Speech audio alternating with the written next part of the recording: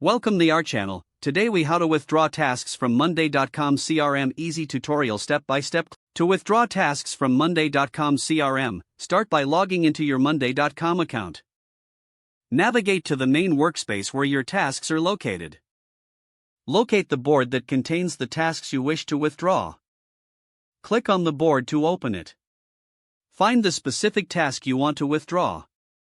Hover over the task to reveal additional options. Click on the three-dot menu icon next to the task.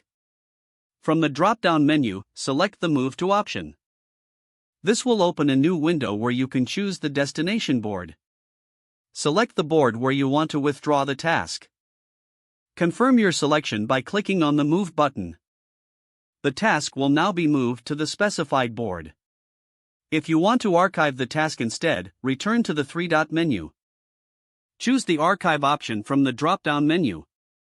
This will remove the task from the active view while keeping it accessible for future reference. To ensure the task is successfully withdrawn, navigate to the destination board. Check that the task appears in its new location. Your task has now been successfully withdrawn from the original board. Repeat these steps for any additional tasks you wish to withdraw. If the page does not load, refresh the browser or try again in a private or incognito window.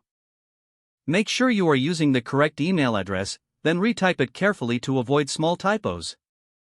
If your password is not accepted, use the reset option and create a new strong password you can remember. Check your spam folder for verification or security emails, then complete any requested confirmation steps.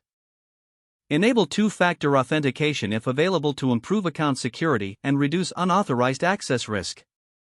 After signing in, review your profile details so your contact information and settings are accurate and current. If you see an error message, note it down and try again after restarting your device and internet connection. Log out when you finish, especially on shared devices, to keep your account and payment information secure. If the page does not load, refresh the browser or try again in a private or incognito window. Don't forget to like this video and subscribe to our channel for more step-by-step tech guides.